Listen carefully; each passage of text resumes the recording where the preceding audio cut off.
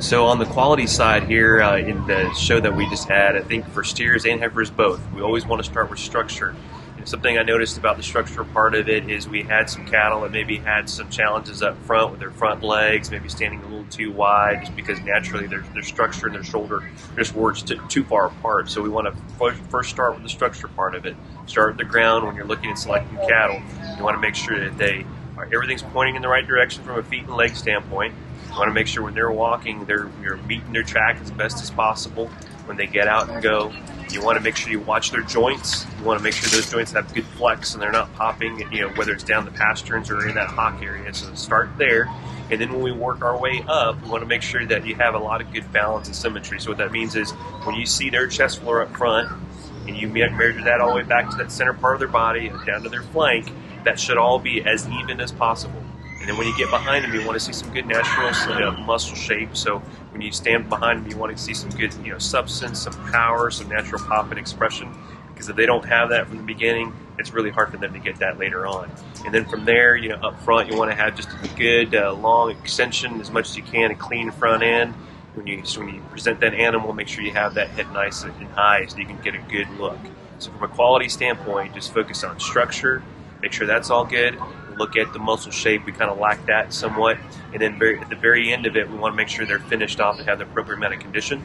So make sure they're on a good nutrition plan, they're eating well, and they've got to be gaining at least 2 pounds per day to get to where you want them to be, so they're going to have that good finish over that top and in that rib. All right. So on our showing and fitting, I think I saw a lot of good fitting in terms of having the cattle, the hair looking right. If you wanted to use adhesives on the legs and all that. If you have a calf that doesn't have a whole lot of hair, that's okay too. You just want to make sure that you've got all the trimmings done right in terms of the grooming on the head and the face. You want to clean that up.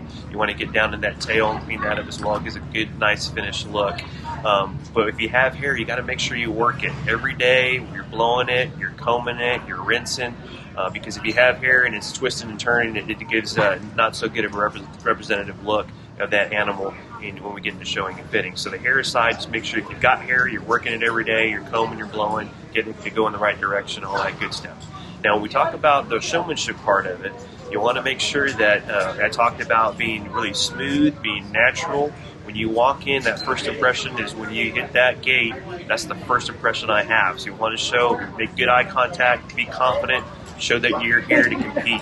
And from there, you got to make sure you have good ring awareness. So what does that mean? You keep eye contact with the judge, but not just the judge. You want to make sure you're looking at the person in front of you, behind you. Make sure you're leaving an appropriate amount of space in between people so that if you need to make changes, you can do that. When you get out into that rear view, some people, especially in market steers, judges like to see a square foot set, both on the front and the back. Some like a little bit of a scissored look on those back feet, so you can do either one. Just kind of pay attention to what the judge is looking and what their preference is on that particular day.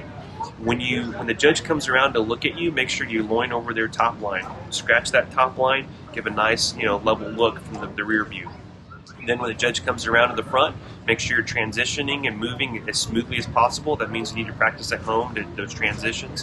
When a judge asks you questions, make sure that you're making good eye contact, you're speaking confidently, and you know a little bit about your animal so you can answer those questions. And then when we ask the cattle to move, everybody needs to move up and get up against that rail and then turn around and walk and get into that profile position. Remember, when you're working at home, make sure to train them to walk into that profile position as much as possible. That's less pokes on their feet, gets them less agitated. Get them in that profile, and then again, remember to loin their top line when the judge is looking at the profile view. But remember, work on the feet placement, make sure it's in the right position. There were a lot of times where we had feet too far out, they're too stretched out, and depending on the animal and how they're built, you need to have that profile foot a little bit maybe under the hip and the inside one foot pushed farther forward. Or sometimes if you have a calf that needs to be stretched out a little bit, you can push that foot out a little bit further and give them a little bit of a longer look. So it's all dependent on the animal. Each one's different. You need to make sure you're taking pictures and video and studying the animal to make sure you know exactly where to put those feet. But a really good job.